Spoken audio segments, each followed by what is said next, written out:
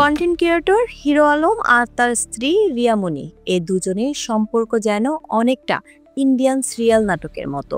অভিযোগ পাল্টা অভিযোগ, মামলা, গ্রেফতার, অন্যদিকে আবার একসঙ্গে মিলেমিশে থাকার ঘোষণা। সব মিলিয়ে যেন রুচির দুর্ভিক্ষে পরিণত হয়েছে।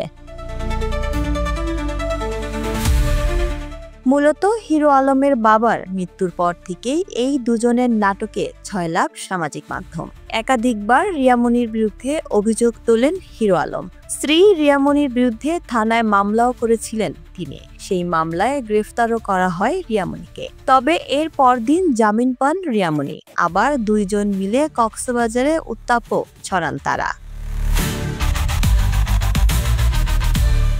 এর কিছুদিন পরেই আবার হিরো আলম ফেসবুকে একাধিক পোস্টে নতুন করে অভিযোগ আনেন সেই রিয়ামণির ওপর। রিয়ামণি কক্সবাজারে রাত কাটাচ্ছেন কথিত প্রেমিক ম্যাক্সবির সঙ্গে। ভিডিও ফুটেজ দেখিয়ে করেন সংবাদ সম্মেলন। এরপর রিয়ামণি হিরো আলমকে ডিভোর্স দেওয়ার কথা জানান। গত কয়েক মাস ধরে হিরো আলম ও তার স্ত্রীকে ঘিরে এই গল্পই দেখছে সবাই।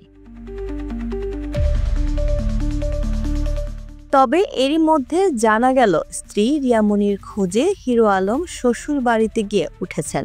এখন তিনি শ্বশুর বাড়ি বরগুনার তালতলিতে রয়েছেন। রিয়ামণির দেখা পেয়েছেন এবং তার সঙ্গে মিটমাটও হয়েছে। হিরো আলম গণমাধ্যমকে বলেন, আমি রিয়ামণির খোঁজে বরগুনা এসেছি, এখন শ্বশুর বাড়িতে উঠেছি। রিয়ামণির সঙ্গে যে ঝামেলা ছিল তা মিটমাট হয়ে গেছে। আমরা এখানে দুজন একসঙ্গেই আছি।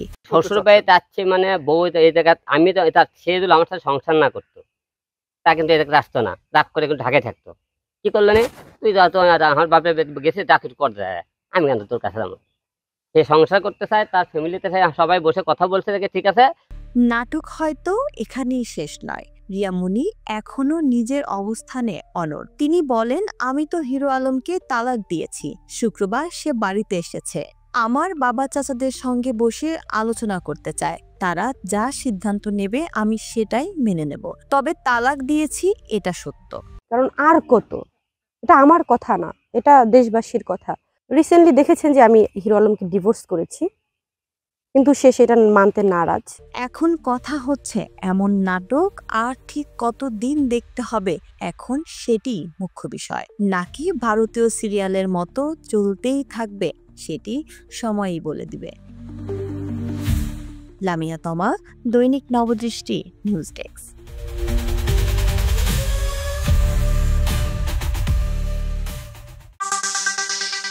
দৈনিক নবদৃষ্টি, জাগো বাংলাদেশ নতুন রূপে।